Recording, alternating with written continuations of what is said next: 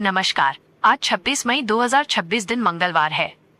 आइए नजर डाल लेते हैं मध्य प्रदेश की बड़ी और जरूरी खबरों पर। आप कहां से एमपी न्यूज देख रहे हैं, कमेंट कर बताएं। पेट्रोल और डीजल की कीमतों में बढ़ोतरी जारी है। एक बार फिर पेट्रोल और डीजल के दाम बढ़ा दिए गए हैं। पेट्रोल और डीजल की कीमतों में लगातार हो रही बढ़ोतरी का असर अब आम लोगों के घरेलू बजट से लेकर परिवहन और व्यापारिक गतिविधियों तक साफ दिखाई देने लगा है। ऑयल कंपनियों ने 11 दिनों के भीतर एक बार फिर ईंधन के दाम बढ़ा दिए हैं। 25 मई को पेट्रोल 2.61 रुपए प्रति लीटर और डीजल 2.71 रुपए प्रति लीटर महंगा किया गया। इससे मध्य प्रदेश सहित कई राज्यों में ईंधन की कीमतें रिकॉर्ड स्तर पर पहुंच गई हैं। नई दरों के बाद मध्य प्रदेश के कई शहरों में पेट्रोल 115 रुपए प्रति लीटर के आसपास पहुंच गया है, जबकि डीजल भी 100 रुपए प्रति लीटर के करीब या उससे अधिक बिक रहा है। राजधानी भोपाल में पेट्रोल 114.65 रुपए और डीजल 99.74 रुपए प्रति लीटर हो गया है। उज्जैन में सबसे ज्यादा कीमत दर्ज की गई है, जहां पेट्रोल 115.03 रुपए और डीजल 100.11 रुपए प्रति लीटर बिकेगा। इंदौर में पेट्रोल 114.54 रुपए और डीजल 99.57 रुपए प्रति लीटर पहुंच गया है। जबलपुर और ग्वालियर में भी ईंधन की कीमतों में बढ़ोतरी दर्ज की गई है। भोपाल के चर्चित त्विषा शर्मा मौत मामले में सोमवार को सुप्रीम कोर्ट में सुनवाई हुई। सुनवाई के दौरान सुप्रीम कोर्ट ने मामले को दुर्भाग्यपूर्ण बताते हुए त्विषा की मौत को अप्राकृतिक मृत्यु माना और निष्पक्ष जांच की आवश्यकता पर जोर दिया। मुख्य न्यायाधीश सूर्यकांत ने कहा कि मामले में 2 से 3 महत्वपूर्ण पहलू हैं, जिनमें दूसरा पोस्टमार्टम भी शामिल है, जो अब पूरा हो चुका है। उन्होंने कहा कि सच्चाई सामने लाने के लिए जांच को कानून और निर्धारित प्रक्रिया के अनुसार आगे बढ़ने दिया जाना चाहिए। सुनवाई के दौरान सीजेआई ने मीडिया से भी संयम बरतने की अपील की। उन्होंने कहा कि कुछ गतिविधियों से न्यायालय को पीड़ा हुई है। मीडिया से अनुरोध है कि पीड़ित परिवार या दूसरे पक्ष के लगातार बयान लेने से बचें और जांच प्रक्रिया को प्रभावित न करें। मुख्य न्यायाधीश ने ये भी कहा कि आरोपी पक्ष की सास पूर्व जिला न्यायाधीश है और ये दुर्भाग्यपूर्ण है कि न्यायपालिका पर निष्पक्ष सुनवाई नहीं होने देने के आरोप लगाए जा रहे हैं। उन्होंने भरोसा जताया कि पीड़ित और आरोपी दोनों पक्ष जांच में पूरा सहयोग करेंगे। सुप्रीम कोर्ट ने केंद्रीय जांच एजेंसियों और सीबीआई पर विश्वास व्यक्त करते हुए कहा कि जो भी एजेंसी जांच करेगी वो मामले को तार्किक निष्कर्ष तक पहुंचाकर सच्चाई सामने लाएगी। मामला अब आगे की सुनवाई और जांच प्रक्रिया के लिए लंबित है। स्टेट बैंक ऑफ इंडिया के कर्मचारियों की 25 और 26 मई को प्रस्तावित देशव्यापी हड़ताल फिलहाल टाल दी गई है। बैंक प्रबंधन और यूनियन प्रतिनिधियों के बीच मुंबई स्थित कॉर्पोरेट सेंटर में हुई बैठक के बाद ये फैसला लिया गया। SBI staff association Bengal circle के सचिव सुदीप दत्ता ने बताया कि कर्मचारियों की कई मांगों पर सकारात्मक प्रगति हुई है, जिसके बाद हड़ताल स्थगित करने का निर्णय लिया गया। अब दोनों दिन बैंक शाखाओं में सामान्य रूप से कामकाज होगा।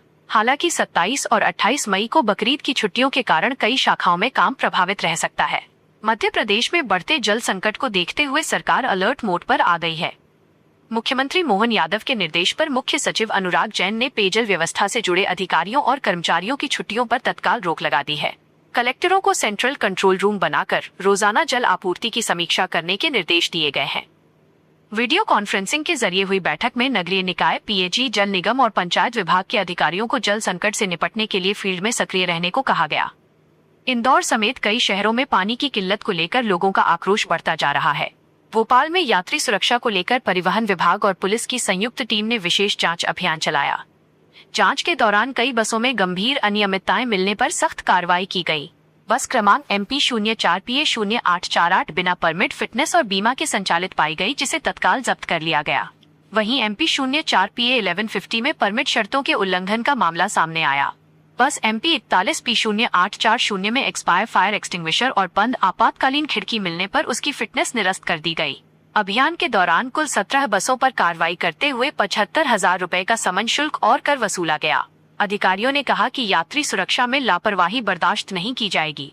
मध्य प्रदेश में ऑनलाइन ऐप के जरिए 3 दिन तक चली गिद्ध गणना पूरी हो गई है। प्रारंभिक आंकड़ों के अनुसार प्रदेश में 10,742 गिद्ध दर्ज किए गए हैं, जो पिछली गणना से करीब 1200 अधिक हैं। वन विभाग के अनुसार इस बार गिद्धों की गणना उनके घोंसलों और आवास स्थलों के आसपास की गई। उड़ते हुए गिद्धों को गणना में शामिल नहीं किया गया। गणना कर्मियों और स्वयंसेवकों ने सूर्योदय के तुरंत बाद चयनित स्थलों पर पहुंचकर गिद्धों और उनके नवजातों की जानकारी ऐप में दर्ज की। अधिकारियों का अनुमान है कि अन्य क्षेत्रों के आंकड़े जुड़ने के बाद प्रदेश में गिद्धों की कुल संख्या 14,000 से अधिक पहुंच सकती है। मध्य प्रदेश सरकार ने आदिवासी बाहुल्य जिलों में विकास कार्यों की रफ्तार बढ़ाने के लिए बड़ा प्रशासनिक फैसला लिया है। वित्त विभाग ने मप्र बुक ऑफ फाइनेंशियल पावर्स में संशोधन करते हुए कलेक्टरों को निर्माण कार्यों के टेंडर, ठेके और अनुबंध स्वीकृत करने के अधिकार दे दिए हैं। अब जनजातीय कार्य विभाग के अंतर्गत स्कूल, छात्रावास और अन्य भवनों से जुड़े निर्माण कार्यों की निविदाएं जिला स्तर पर ही मंजूर की जा सकेंगी। सरकार का मानना है कि इससे फाइलों को मंत्रालय और संभागीय स्तर पर लंबा इंतजार नहीं करना पड़ेगा तथा आदिवासी क्षेत्रों में विकास कार्य तेजी से पूरे हो सकेंगे।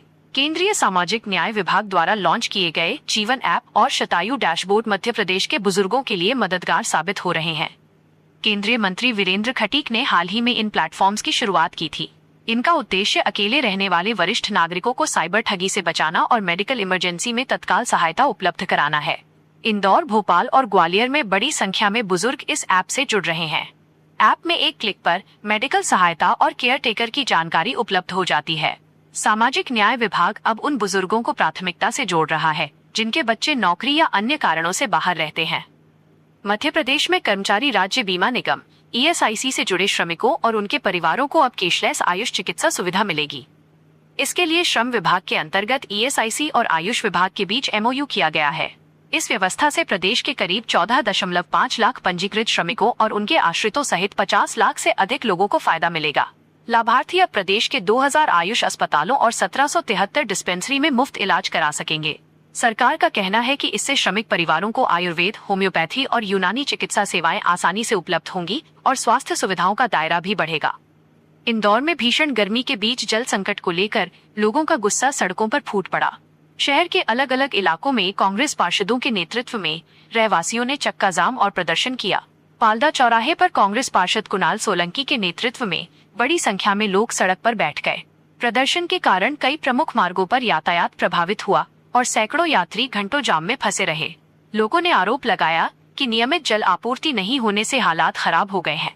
बाद में नगर निगम और प्रशासन के अधिकारियों द्वारा कार्रवाई का आश्वासन दिए जाने के बाद प्रदर्शन समाप्त किया गया।